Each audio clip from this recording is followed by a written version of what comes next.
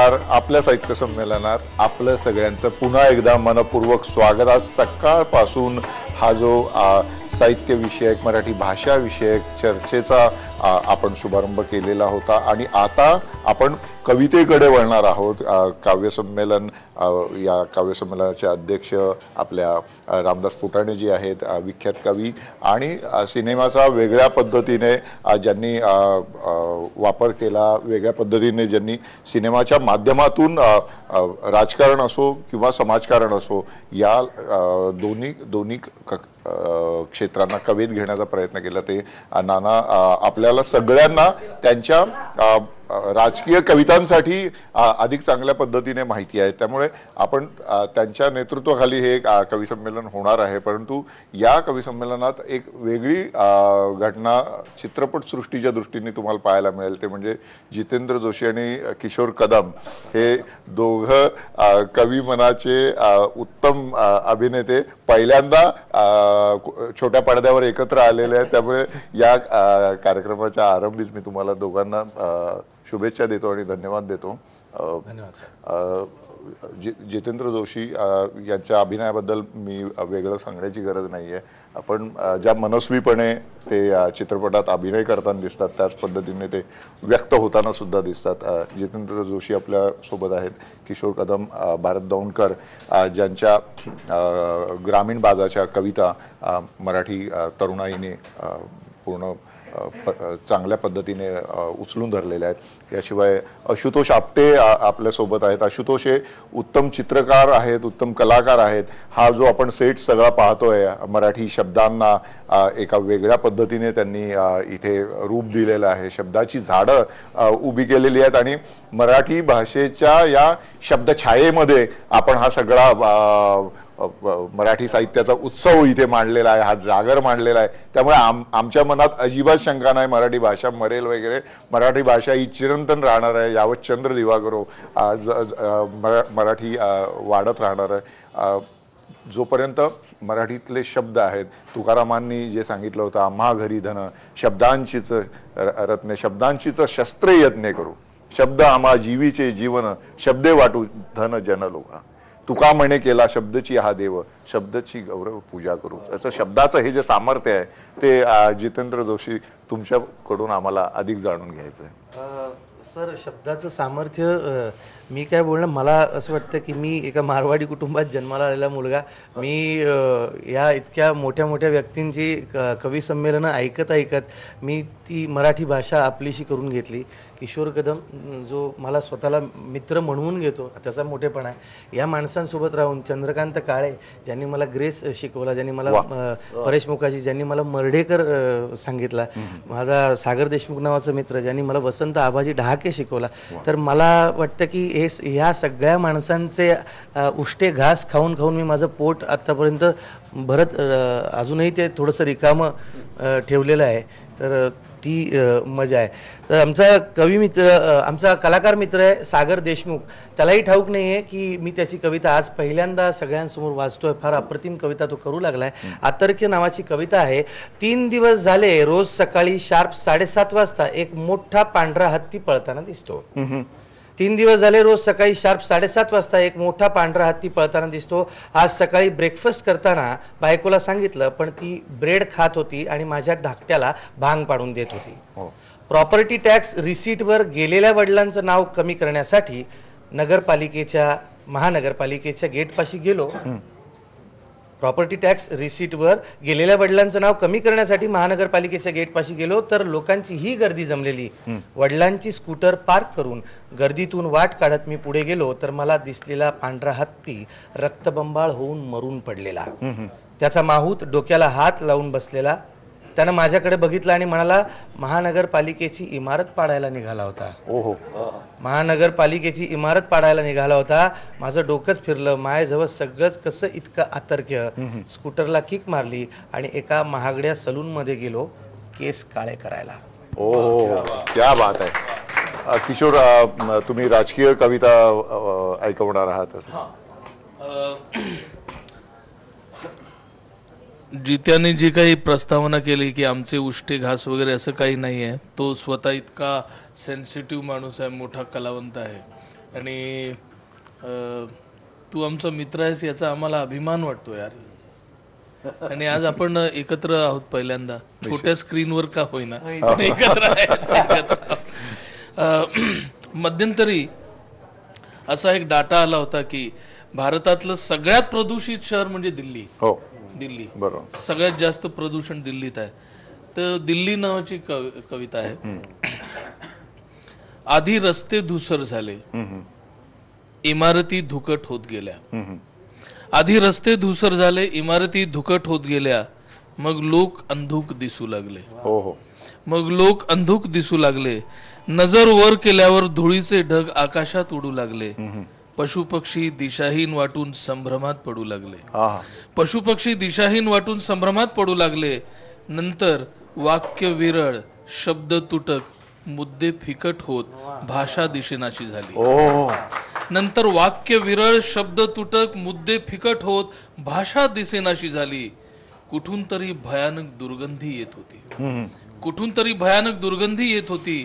त्या उग्र घमघमाटाने लोक बेजार झाले. सरकारी यंत्रणा शोध घेत राहिली. जिथून घाण येते आहे तिच्या जवळ पोचल्याच्या बातम्या देत राहिली. हळूहळू टीव्हीचे पडदे काळे होत बातम्यांचे फक्त आवाजच येत राहिले. कसला संदर्भ आहे तुमच्या लक्षात आला? हळूहळू टीव्हीचे पडदे काळे होत बातम्यांचे फक्त आवाजच येत राहिले. कालांतराने लोकांच्याही लक्षात आलं, पण कुणीच काही बोलू शकत नव्हतं. कारण कालांतराने लोकांच्याही लक्षात आलं, पण कुणीच काही बोलू शकत नव्हतं. कारण नाक दाबून धरण्याचा बहाणा करत सगळ्यांनी आपापल्या हातांनी आपापली तोंडच बंद केली. नाक दाबून धरण्याचा बहाणा करत सगळ्यांनी आपापल्या हातांनी आपापली तोंडच बंद केली होती.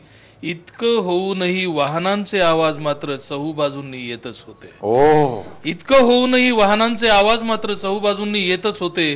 उत्तरोत्तर धुरकट खडखडाटात क्षीण होत अख्खं शहरच अदृश्य झालं. अख्खं शहरच अदृश्य झालं.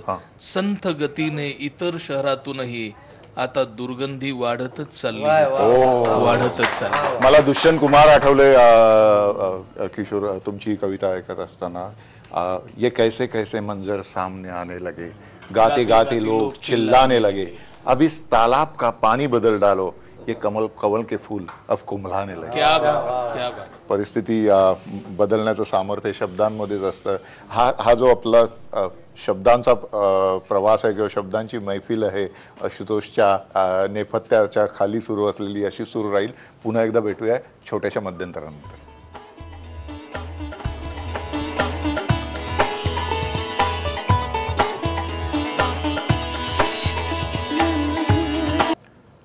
आपल्या साहित्य संमेलनात पुन्हा एकदा आपलं सगळ्यांचं मनपूर्वक स्वागत. आपण बसलेलो आहोत शब्दांच्या, कवितांच्या मैफिलीत.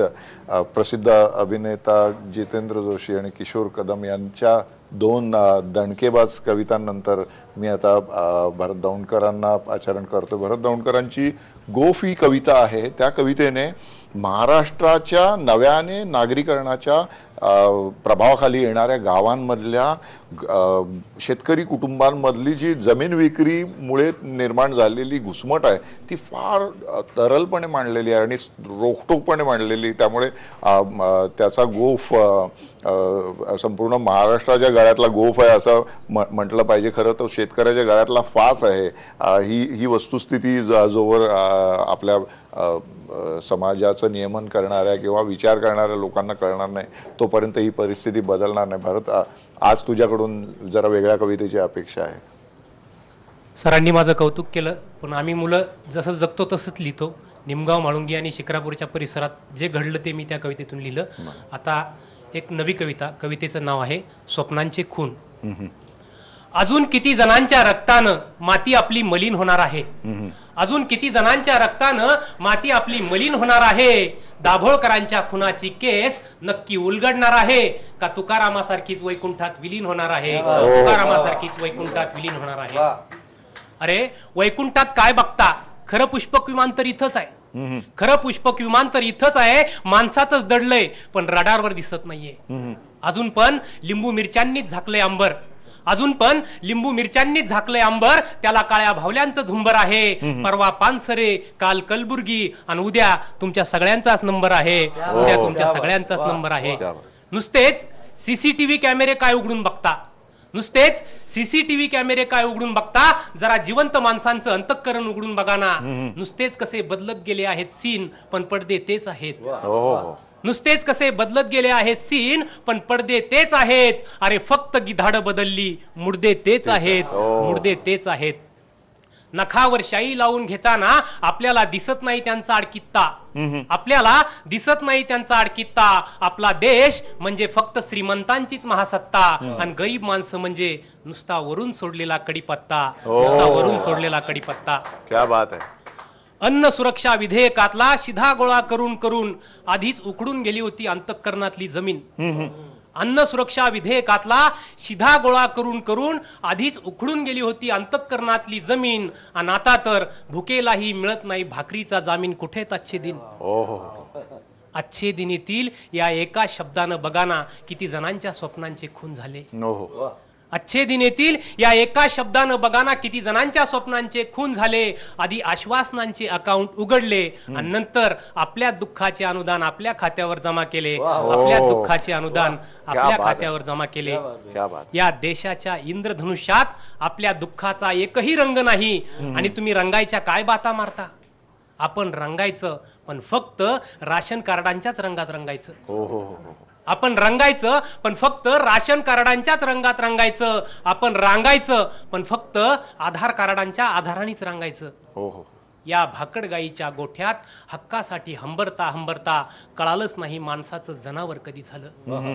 कळालंच नाही माणसाचं जनावर कधी झालं. कळालंच नाही कुठून आली गळ्यात ही स्वप्नांची डिजिटल घंटी. अरे आज गुरांची छावणी झाली, उद्या माणसांची होणार नाही याची काय गॅरंटी. उद्या माणसांची होणार नाही याची काय गॅरंटी. इथल्या प्रत्येक शेतकऱ्याची आत्महत्या हा सुद्धा एक खूनच आहे. पण तो सिद्ध करता येत नाही, पण तो सिद्ध करता येत नाही. कारण आभाळावर कुठलाच FIR आणि मातीवर कुठलाच गुन्हा दाखल करता येत नाही. मातीवर कुठलाच गुन्हा दाखल करता येत नाही. क्या बात आहे. बरं, वाह, अप्रतिम अप्रतिम. बरं, तुम्ही ज्या पद्धतीने शेतकऱ्यांचा मुद्दा मांडला आज, आपल्या जवळच्या विदर्भामध्ये गेल्या 25 वर्षात 83,000हून अधिक शेतकऱ्यांनी आत्महत्या केलेल्या आहेत. आणि तरी त्याचं प्रतिबिंब ज्या पद्धतीने मराठी साहित्यामध्ये पडायला पाहिजे ते पडताना दिसत नाही. आता उद्या जे साहित्य संमेलन होऊ घातलेलं आहे अखिल भारतीय स्वरूपाचं, त्याच्यामध्ये चर्चेला सुद्धा हा मुद्दा नाही आहे. त्यामुळे भारत, आपण जेव्हा ही कविता सादर केली तेव्हा मला नानांनी भारत कधी कधी माझा देश आहे ही जी कविता त्यावेळेस लिहिलेली होती त्याचा संदर्भ वेगळ्या पद्धतीने आला. आता तुम्ही आता या कवितेत भरतने ज्याप्रमाणे दाभोळकर पानसरे यांचा उल्लेख केला त्या खरंच आपण स्टेजवर पानसरे दाभोळकर यांच्या हत्येचा, कलबुर्गी यांच्या हत्येचा निषेध करतो आणि घरी गेलं की पुन्हा सत्यनारायण घालतो. म्हणजे आपण एक तर 100% विज्ञाननिष्ठ नाही.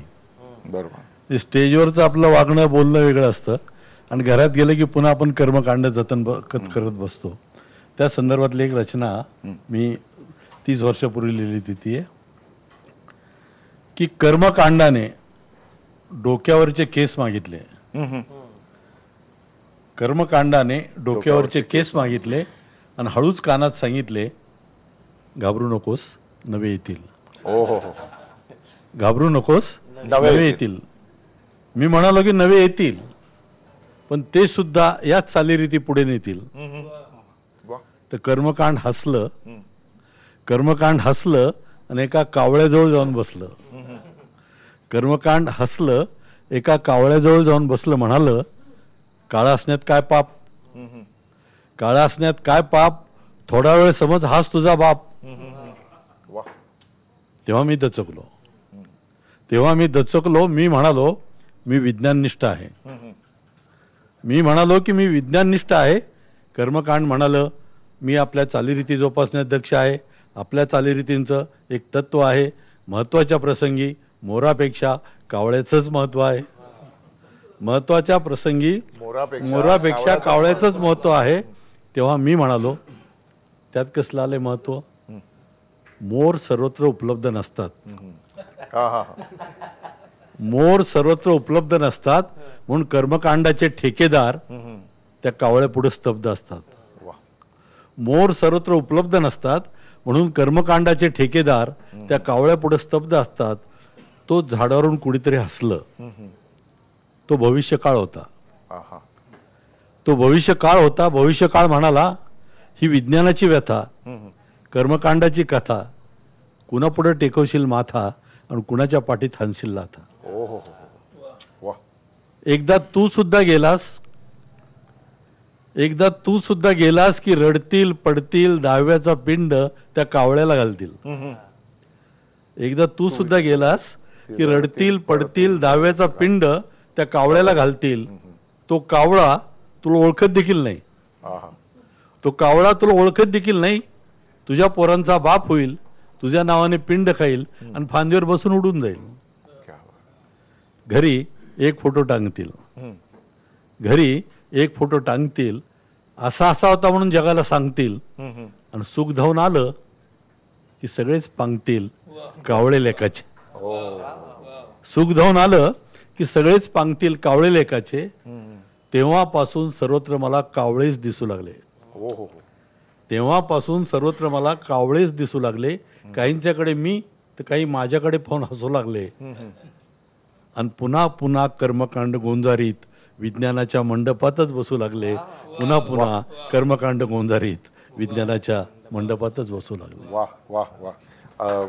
आशुतोषने शब्दांचा इथे ज्या पद्धतीने फुलोरा उभा केलेला आहे, त्यामुळे आशुतोष मराठीबद्दलच काहीतरी बोलेल असा मला अंदाज आहे. मराठीबद्दलच आहे. दिन मराठी दिनाविषयी कविता आहे. दिन मराठी दिनाविषयी कविता आहे. माय आणि मावशी. मोबाईलचा व्हॉट्सअपचा मेसेज का काहीतरी एकदम बीप वाजले चांगले 2-3 वेळा.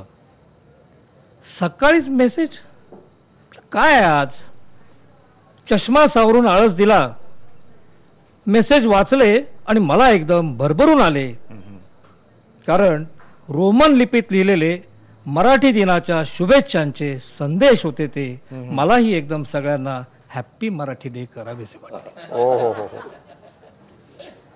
अहो, आपल्या मराठी लोकांचा कोणताही दिवस हॅप्पी म्हटल्याशिवाय कसा साजरा होईल. हल्ली तर ऐकले हॅप्पी श्राद्ध लिहिलेली छान छान भेटकार्डे पण आली हो बाजारात. त्यातही म्हणे 10व्याची 13व्याची वर्ष श्राद्धाची वेगळी वेगळी असतात. काय इनोव्हेटिव्ह आहेत हो आमचे लोक डे साजरे करण्यात.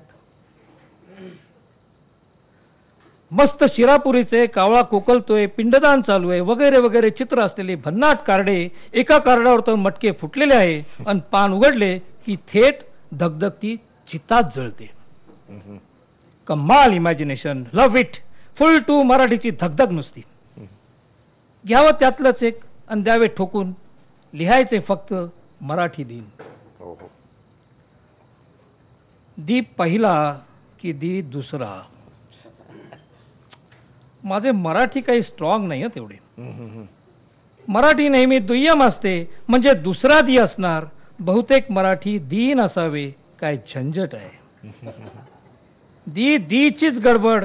दी दीर्घ केला की मराठी गरीब आणि दी रस्व केला की मराठीत उजेड पाडणार. त्यापेक्षा डेला काय सूर्य उगवला की होतो डे.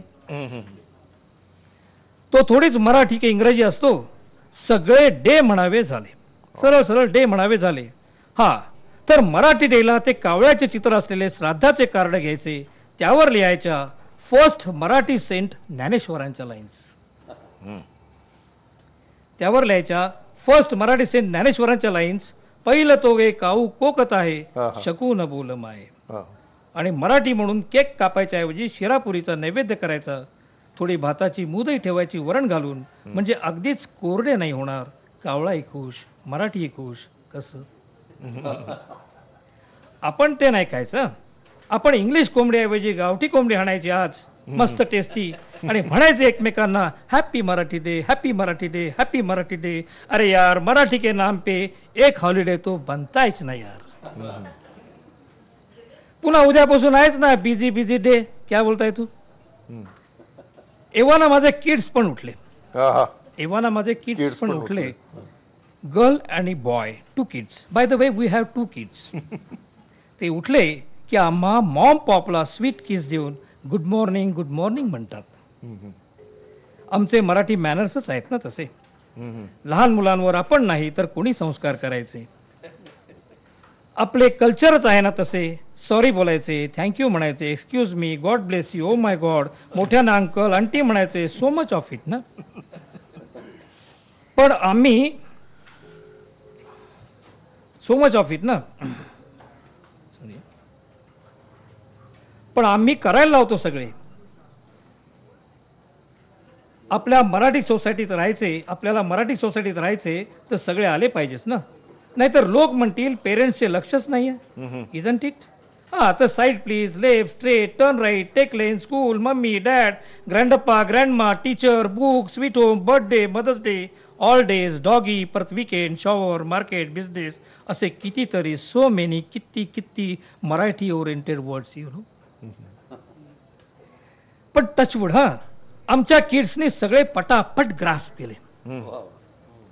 त्यांची स्कूल पण ना एकदम इंटरनॅशनल स्टँडर्डच्या, आपल्या देशी इंग्रजी माध्यमातल्या शाळांसारखे नाही. सिली मराठीतून इंग्लिश शिकवायचे, no way. Here English is in English, so smart you know. International स्टँडर्डला जाणार आहेत ना आपली मराठी किड्स. ओहो, मराठीत पण किड शब्द आहेच ना. हो, मराठीत पण किड शब्द आहेच ना. तीच तर आपली मुले म्हणजे आपली कीड. किडचे अनेक वचन, किड्स. So sweet, great. हां, तर मराठी डेचे मेसेजेस कोणी तर थेट जागतिक मराठी दिवस लिहिले होते. कोणी तर थेट जागतिक मराठी दिवस लिहिले होते. अरे हो, भाषेला कसले दिवस जायला लागले. आता तिचे बिचारेचे दिवस करायचे दिवस आले. Anyway, joke अपार्ट्स, I am a funny guy. माणसानं कसं स्माइलिंग असावं ना. मला मराठी डेचे जागतिक मेसेजेस वाचून भरभरून आलं एकदम. जागतिक की अगतिक. माझ्या डोळ्यासमोर थेट टी व्हीवरचा कार्यक्रमच उभा राहिला. नाही का ते आपले मराठी कार्यक्रमाचे परीक्षक इंग्रजीतून वाहवा देतात. काय एनर्जी आहेत, सुपर, व्हॉट अ परफॉर्मन्स वगैरे म्हणतात. तशाच कार्यक्रमात आमची गोड मराठी मुलगी उभी आहे. तशाच कार्यक्रमात आमची गोड मराठी उभी आहे आणि जनता जनार्दनाला व्होटसाठी अपील करते. SMS पाठवा म्हणते. वाव, नुकतीच वाईल्ड एंट्री घेऊन मराठी पुन्हा स्पर्धेत आली आहे आमची मराठी. पण मराठीच्या बाजूने उभे राहिलो तर सो ऑर्थोडॉक्स वाटू ना. इंग्रजीची कास धरल्याशिवाय आपण पुढे जाणारच नाही ना. छे, मला तर मराठीत म्हणजे फार इन्सिक्युअर वाटते आपल्याला. पण मला एक कळेच ना, इंग्लंडमधला एखादा अशिक्षित ओझेभाऊ हमाल इंग्रजी तर छान बोलतो. त्याची मातृभाषाच असते ना ती. अगदी पुणेरी मराठीसारखी त्यांची काय असेल ती इंग्लंडमधल्या लंडन किंवा ससेक्स परगण्याची शुद्ध आंग्ल भाषा. ती भाषाही फाडफाड बोलणारा तिथला प्रत्येक जण काही शेक्सपियर नसतो. गणिततज्ञ तर नसतो. सायन्सचे स्पेलिंग आणि उच्चार परफेक्ट जमले म्हणून सायंटिस्ट नाही होत आहेत. तसे व्हायला विचार लागतो, अभ्यास लागतो. आणि हा अभ्यास, हा विचार मातृभाषेतूनच केला तो डोक्यात फिट्ट बसतो, असे जगातले इंग्रजी शिक्षण तज्ज्ञ सुद्धा सांगत असतात. पण नाही, मराठी शाळा ओस आणि आमचे किड्स म्हणजे इंग्रजांची कॉपी कॅट किड आम्ही तयार करतो. ती आमची किड इंग्लिश शाळेत शिकते. साधे कुत्र्याचे नाव सुद्धा आम्हाला मराठीत ठेवायला लाज वाटते. आता आमचा डॉगी काय इंग्रजी शिकून ग्लोबल होणार आहे. मेसेजेस वाचून मी जरा खडबडून जागा होत नाही तोवरच बाहेरच्या दारातून माझी इंग्लिश मावशी आली. सोफ्यावर टेकली आणि रिमोट हाती घेऊन TV वर बिझनेस चॅनल लावून बसली. आत घरात माझ्या मराठी मायचा पायरव सुरू होताच मी माझघरात गेलो. माझी मराठी माय मला म्हणाली, तू गप्पा मारत बस मावशीशी, मी आलेच. मला शुभेच्छा द्यायला आली ती. मी आहेच की नेहमी तुझ्यासाठी. मी दिवाणखान्यात आलो तसे मावशीच मला तिच्या इंग्रजी टोनमध्ये नमस्ते म्हणाली. आता नमस्ते शब्द इंग्रजाळला होता. ती जगातली अद्ययावत माहिती मला सांगत होती. तिच्या भाषेत खूप पुस्तके लिहिली गेली होती. ती इंग्रजी माहिती माझ्यात उतरून ज्ञान मात्र मला माझ्या माय मराठीतच होत होते, कारण माझी विचारांची भाषा मराठीच होती. माझी आंग्ल मावशी मला नव्या जागतिक व्यवसाय धंद्याची गणिते सांगत होती. माझी माय मराठी माझ्या डोक्यावरून हळुवार बोटं फिरवत मला सांगत होती, बाळा नशीबवान आहेस तू. जगात अशी खूप बिचारी बाळे आहेत ज्यांना मावशी नसते. माझी माय मराठी मला म्हणाली, बाळा नशीबवान आहेस तू. जगात अशी खूप बिचारी बाळे आहेत ज्यांना मावशी नसते. एकच आई तेवढी असते. इथे तर तुला ही परदेशी मावशी आहेच, पण आपल्या देशी मावश्या पण बघ कितीतरी आहेत.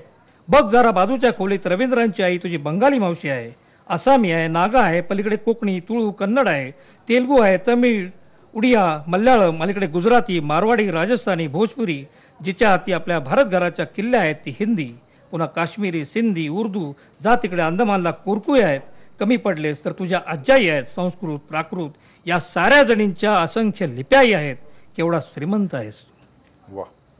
जेवढे हवे तेवढे ज्ञान घेत राहा. प्रेमळ आहेत हो माझ्या सगळ्या भगिनी, हो तृप्त. माझ्या मराठी मायेने मायेचा उबदार हात माझ्या डोक्यावरून फिरवला आणि माझ्या दीन डोक्यात प्रकाश पडून दिन उजाडला. माझी माय मराठी तर जगोच, पण माझ्या सगळ्या मावशाही उदंड जगो. वाह वाह वाह. या आशुतोषच्या रचनेनंतर एक आठवलं मला की एखाद्या मोलकरणीला तिच्या पोरीने जर मम्मी म्हटलं तर त्या बाईला ग्रॅज्युएट झाल्यासारखं वाटतं. हो हो. म्हणजे आई, बाबा, काका, मामा, नाना, तात्या, बापू हे जिव्हाळ्याचे शब्द घराबाहेर गेले आणि डॅड, मॉम, कझिन हा घरात बसला की आजोबा नाचू लागले, आजी नाचू लागली. आजोबा नाचू लागले, आजी नाचू लागली आणि शेमडी नातोंडे इंग्रजी वाचू लागली. नातू नाचू लागला, नात नाचू लागली. नातू नाचू लागला, नात नाचू लागली. रद्दी इंग्रजीची घरी साचू लागली. आणि परिणाम असा झाला की अजान मुळाखाली माती खचू लागली. अजान मुळाखाली माती खचू लागली आणि इंद्रायणीच्या डोहाला पोथी टोचू लागली. इंद्रायणीच्या डोहाला पोथी टोचू लागली. क्या बात आहे.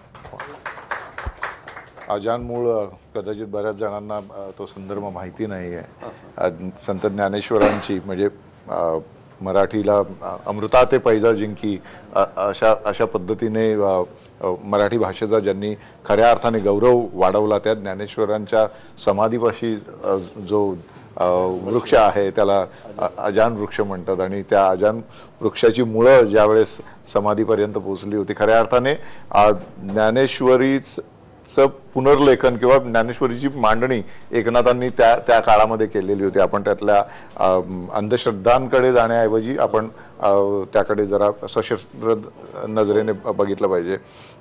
ज्ञानेश्वरांकडून आपण पुन्हा तुकारामांकडे जावं. जितेंद्र काहीतरी जरा. सर मी हिंदी ऐकली तर चालेल? काहीच हरकत नाही. मध्ये ईदचा सण होता तेव्हा मी फिरत होतो, प्रयोग संपून घराकडे निघालो होतो. खूप जुलूस. ईदचा सण होता, मी हिंदी ऐकतो. चालेल ना. ईदचा सण होता आणि मी घराकडे निघालो होतो आणि सगळे रस्ते पॅक होते. मी पाहिलं तर लहान लहान मुलं टपावर बसवली होती, त्यांच्या हातात झेंडे होते आणि ते झेंडे घेऊन मुलं चालली होती. म्हणजे गाड्या चालल्या होत्या, वरती त्यांना सांभाळणारं कुणीच नव्हतं. आणि मला लक्षात आलं की हे लहान मुलांच्या हातात काय झेंडे दिलेले आहेत. मग माझ्या मनात आलं की मला त्रास कसला होतोय, ते मुसलमान असण्याचा होतोय, मी हिंदू असल्याचा होतोय, उत्सवाचा होतोय, का लहान मुलं तिथे बसवल्याचा होतोय. आणि मग जर ईदचं हे नवीन स्वरूप त्रासदायक आहे, तर मग गणेशोत्सवाचं काय आहे, मग गोकुळाष्टमीच्या वेळेस पण त्याच्यात सणांचं काय, हे सगळं. आणि आता जातीपातीवरून खूप बोललं जाते. म्हणजे बघतोस काय मुजरा कर, तर हा जोशी कसं काय. आणि मला कळत नाही की मी लहानपणापासून मला कधीच जात नाही शिकवली गेली माझ्या घरून. ते नाही की कल तक पता था ये रहमान का घर है, आज पता चला की ये मुसलमान का घर है. तर ते खूप त्रास होतो. तर त्यावेळेला सुचलेली ही कविता आहे की झंडा तेरे हाथ का मेरे सीने में गड़ जाएगा. झंडा तेरे हाथ का मेरे सीने में गड़ जाएगा, मेरा झंडा नस्ल से ऊपर जाने कब उठ पाएगा. झंडा तेरे हाथ का मेरे सीने में गड़ जाएगा, मेरा झंडा नस्ल से ऊपर जाने कब उठ पाएगा. मंदिर और मस्जिद का आंगन बच्चों की जागीरें हैं. मंदिर और मस्जिद का आंगन बच्चों की जागीरें हैं. पोथी पुस्तक आयत से ऊपर जिनकी तस्वीरें हैं, क्या बात। पोथी पुस्तक आयत से ऊपर जिनकी तस्वीरें हैं, ऐसे हाथ जो कटे हिंद पर काल कभी दोहराएगा, मेरा झंडा नस्ल से ऊपर जाने कब उठ पाएगा। रंग लहू का एक है लेकिन कई लकीरें बाकी हैं, रंग लहू का एक है लेकिन कई लकीरें बाकी हैं, 92 48 सारी सियासतों की झांकी है। रंग लहू का एक है लेकिन कई लकीरें बाकी हैं, 92 48 सारी सियासतों की झांकी है। भगत सिंह के नक्शे कदम अशफाक कभी चल पाएगा, भगत सिंह के नक्शे कदम अशफाक कभी चल पाएगा, मेरा झंडा नस्ल से ऊपर जाने कब उठ पाएगा। और कटे कई अपनों के हाथों फिर भी लड़ते रहते हैं, कटे कई अपनों के हाथों फिर भी लड़ते रहते हैं। जश्न जश्न खून का मातम मौसम बांझ बधाई देते हैं, जश्न खून का मातम मौसम बांझ बधाई देते हैं। हिंदू और मुसलमान जाने धर्म कभी घुल पाएगा। और दे दो अपनी सारी नमाजें सारे मंत्र अभी दे दो, दे दो अपनी सारी नमाजें सारे मंत्र अभी दे दो। उर्दू संस्कृत शेर और प्रार्थना बांटो बोझ अभी भेजो, दे दो अपनी सारी नमाजें सारे मंत्र अभी दे दो। उर्दू संस्कृत शेर और प्रार्थना बांटो बोझ अभी भेजो। चांद ईद का मकर सूर्य संग परिक्रमा में आएगा, चांद ईद का मकर सूर्य संग परिक्रमा में आएगा। झंडा तेरे हाथ का मेरे सीने में गड़ जाएगा, मेरा झंडा नस्ल से ऊपर जाने कब उठ पाएगा। क्या बात, क्या बात। फारच सुंदर कविता जितेंद्र. कारण आता हिंदीमध्ये व्यक्त होणं असो किंवा मराठीमध्ये व्यक्त होणं असो, भारतीय जी भावना आहे, आपलं भारतीयत्व जे आहे ते व्यक्त होताना असं शब्दांच्या बंधनामध्ये अडकत नाही. भाषेची बंधनं तर असू शकत नाहीत. किशोर, तुम्ही काय करताय? हे आपलं साहित्य संमेलन आहे. साहित्य संमेलन म्हटलं की मराठी भाषा, त्याची पुस्तकं, कुठलंही पुस्तकांचं दुकान इकडे समोर शशिकांत बसलेलं आहे, जो पुस्तकं विकून फक्त जगू शकतो, बरोबर, हे इम्पॉसिबल आहे आजच्या जगामध्ये. कुठल्याही पुस्तकांच्या दुकानात गेल्यावर एक तरी पुस्तक, दोन तरी पुस्तक घेतल्याशिवाय आपण बाहेर पडत नाही. सगळी पुस्तकं आपण वाचतोच, करेक्ट. तर पुस्तकं नावाची कविता आहे जी माझ्या मुलासाठी मी लिहिलेली आहे. क्या बात आहे. पुस्तकं. मी गेल्यावर तुला वाटेल की आपल्या बाबांनी वाचलीत ही सारी पुस्तकं. मी गेल्यावर तुला वाटेल की आपल्या बाबांनी वाचलीत ही सारी पुस्तकं, पण नाही, अर्धही वाचता आलेलं नाही, येणारही नाही हे ठाऊक होतं मला, तरी मी जमवत गेलो होतो ही पुस्तकं. माझ्या बापाने माझ्यासाठी काहीच सोडलं नव्हतं मागे, माझ्या बापाने माझ्यासाठी काहीच सोडलं नव्हतं मागे, ही अक्षर ओळख सोडून फक्त, ही अक्षर ओळख सोडून फक्त, जिच्या मागे धावत मी पोचलो इथवर, तुला सांगण्यास समजावण्यासाठी की मलाही सोडता येणार नाही मागे काहीच स्थावर जंगम तुझ्यासाठी. क्या बात. ही काही पुस्तकं आहेत फक्त, ही काही पुस्तकं आहेत फक्त, जी तुला दाखवतील वाट, चालवतील, कधी पळवतील, कधी निस्तब्ध करतील, बोलतं करतील, टाकतील संभ्रमात, सोडवतील गुंते, वाढवतील संभ्रम, सोडवतील गुंते, वाढवतील पायाखालचा चिखल, तुडवतील, सडवतील, बुडवतील, अडवतील, घडवतील, कधी बिघडवतील, हरवतील, सापडतील, तुझ्याशी काहीही करतील ही पुस्तकं, तुझ्याशी काहीही करतील ही पुस्तकं. तू समोर आल्यावर कवेत घेऊन मी तुला नेहमीच माझ्यातली धडधड तुला देण्याचा प्रयत्न करतो. क्या बात आहे. तू समोर आल्यावर कवेत घेऊन मी नेहमीच माझ्यातली धडधड तुलाच देण्याचा प्रयत्न करतो. तशीच ही पुस्तकं उघडतील, मधोमध पसरतील हात, कवेत घेतील, होतील हृदयाचे ठोके, होतील हृदयाचे ठोके. यांच्यात रहस्य आहेत दडलेली अनेक उत्तरही असतील, यांच्यात रहस्य आहेत दडलेली अनेक उत्तरही असतील. प्रश्नांमध्ये कदाचित कुठेच प्रश्नही नसतील, प्रश्नांमध्ये कदाचित कुठेही प्रश्न नसतील. एक लक्षात ठेव, आपलं आयुष्यच सेल्फ हेल्प, आपलं आयुष्य सेल्फ हेल्प फिलॉसॉफिकल, कधी कवितिक, कधी पल्प फिक्शन, कधी क्लासिक.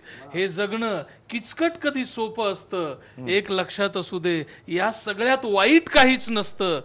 त्यावेळी हाती लागलेले पुस्तक हे त्यावेळीची गरज असतं, समज नसतं. गरज असतं, समज नसतं. मी नसेन तेव्हा ही पुस्तकं असतील जी तुला दाखवतील वाट, मी नसेन तेव्हा ही पुस्तकं असतील जी तुला नेतील जिथं जायचं आहे तिथं.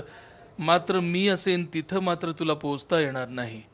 मी असेन तिथं मात्र तुला पोचता येणार नाही, कारण त्याच्या आधीच मी होऊन गेलेलो असेन एखादी कविता, एखादी कादंबरी, एखादी कविता एखाद्या पुस्तकातली, कारण त्या आधीच मी होऊन गेलेलो असेन एखादी कथा, एखादी कादंबरी, एखादी कविता एखाद्या पुस्तकातली. माझी अनावर आठवण आली की या प्रचंड ढिगाऱ्यातलं ते एखादं पुस्तक शोध. तुझा प्रवास बघ कसा सोपा होऊन जाईल, तुझा प्रवास बघ कसा सोपा. क्या बात आहे, क्या बात आहे. वा किशोर, मला सतीश काळसेकरांची पुस्तकाची कविता आठवली जी आपण पोस्टर पोएट्री करून विद्यापीठ वसतिगृहाच्या खोल्यांमध्ये लावलेली होती. आणि त्यामधली एक ओळ मला ती मी मरेपर्यंत विसरणार नाही. म्हणजे विकता येत रे क्या यार. वा, पुस्तकं भाकरीसाठी विकता येत नाहीत, ही जी काळसेकरांची ओळ आहे त्या ओळीने आमची पिढी भयंकर भारावून गेली होती. आणि पुस्तकांच्या, म्हणजे मी शब्द चुकीचा वापरत नाही, पुस्तकांच्या कच्छपी लागली होती. आता जी सोशल मीडियाच्या कच्छपी जी नवी पिढी लागलेली आहे तशी आमची पिढी पुस्तकांच्या कच्छपी लागलेली होती.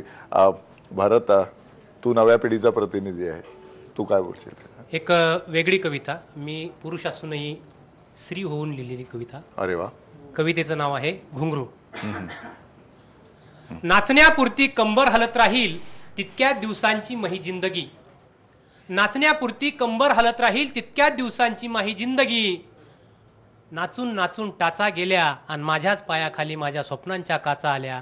माझ्याच पायाखाली माझ्या स्वप्नांच्या काचा आल्या. एकदाचा शेवटचा चिरा भरून घुंगरासंग आई मला बी टाकणं मारून. एकदाचाच शेवटचा चिरा भरून घुंगरासंग आई मला बी टाकणं मारून. साहेब साहेब तुमच्या माझ्यात फरक इतकाच, चाळ समजून मी पायात घातली बेडी.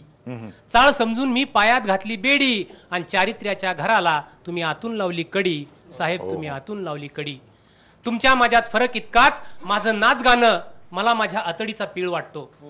माझं नाच गाणं मला माझ्या अतडीचा पीळ वाटतो. पण तुमची नजर अशी की कातडीवरचा डाग सुद्धा तुम्हाला गालावरचा तीळ वाटतो. साहेब तुम्हाला गालावरचा तीळ वाटतो. 2 दिवस कपाळावर नाचून जातं तुमचं कुंकू. 2 दिवस कपाळावर नाचून जातं तुमचं कुंकू. आता पोटामध्ये वाजतंय त्या घुंगराला मी नाव कुणाचं लावू. असंच असतं घुंगरांचं. एकदा का वाजू लागलं का ते मनात सुद्धा मावत नाही. घुंगरू पावतो तुम्हाला पण आमच्या पायांना कधीच पावत नाही. कसं सांगावं की हा देह आहे हे कला केंद्र नाही. कसं सांगावं की हा देह आहे हे कला केंद्र नाही. जन्माच्या घरात जसा जगण्याचा किराणा भरावाच लागतो तसं गाणं सुरातलं असून तर बेसूर ताल हा धरावाच लागतो. साहेब ताल हा धरावाच लागतो. कसं सांगू नखरा करून करून इथली कला कव्हाच गेली मरून. नखरा करून करून इथली कला कधीच गेली मरून. तरीही फेटा सोडून नोटा उडून दारूच्या नशेत दात देताय. राया काय भरोसा तुमचा सख्या साजना, फक्त मुखवटाच आणलाय चेहरा कुठे तुमचा. नांदी म्हणून बाप निघून गेला आईची रंगबाजी संपली नाही. नांदी म्हणून बाप निघून गेला आईची रंगबाजी संपली नाही. बतावणी करण्यातच निघून गेलं आयुष्य, खऱ्या वागासाठी काहीच उरलं नाही. उरलं फक्त एकच ती म्हणजे घुंगरू. उरलं फक्त एकच ती म्हणजे घुंगरू. तेच फक्त मनासारखं वाजतं आणि त्याच घुंगराच्या तालावर आईसारखं दिसणारं शरीर बाईसारखं नाचतं. आईसारखं दिसणारं शरीर.